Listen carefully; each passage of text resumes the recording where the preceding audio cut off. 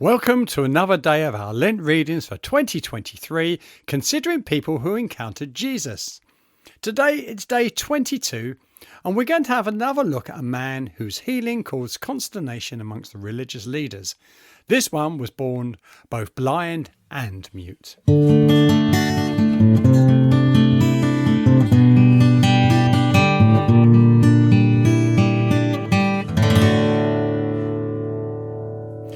Like yesterday's passage, this one is about a miraculous healing of a man and the reaction of the religious leaders, who seem more concerned about what Jesus did than the difference it made to the man himself. We'll find the passage in Matthew 12 and we'll start reading at verse 22.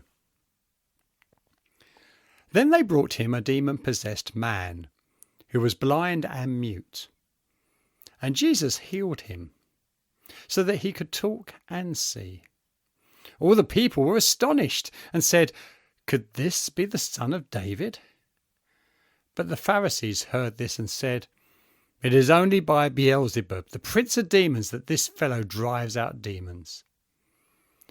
Jesus knew their thoughts and said to them, "Every kingdom divided against itself will be ruined, and every city or household divided against itself will not stand." The Pharisees have a problem. They refuse to believe that Jesus can be from God because he doesn't behave in the way they consider holy people should. He just doesn't fit their mold for godly people.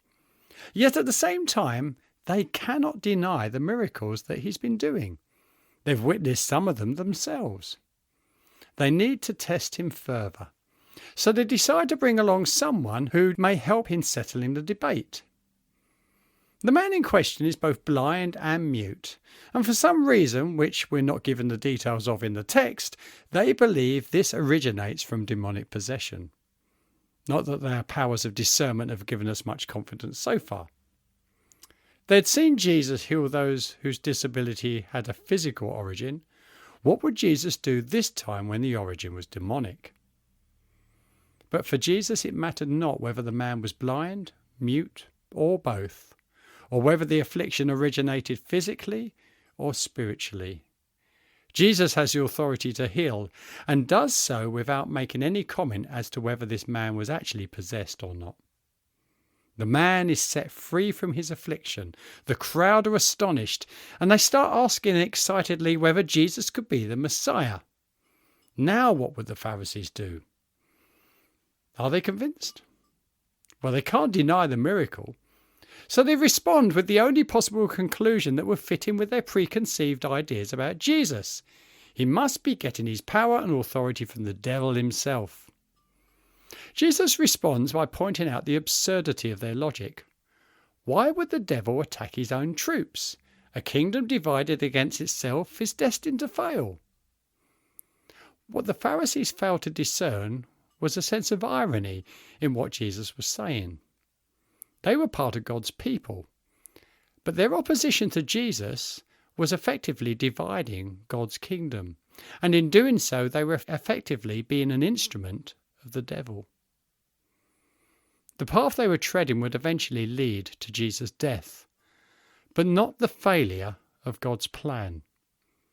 The attacks and influences of the devil will eventually lead to his own defeat at the cross. The devil thought he had victory as the Son of God died, but little did he know that this was the means of his own defeat. Paul put it this way in 1 Corinthians 2, verses 7 and 8. "We declare God's wisdom, a mystery that has been hidden and that God destined for glory before time began. None of the rulers of this age understood it, for if they had, they would not have crucified the Lord of glory." God takes the works of the devil, the physical blindness and inability of the man to speak, and the influence of the devil, the spiritual blindness of the Pharisees and their eagerness to verbally express it, and out of them brings victory. When you gave your life to the Lord, you put a target on your back for the devil. Though he will use whatever he can to distract you from your ministry and calling, because of the victory of Jesus, your salvation is secure. Remember what John tells us in chapter 4 of his first letter. You, dear children, are from God and have overcome them, because the one who is in you is greater than the one who is in the world.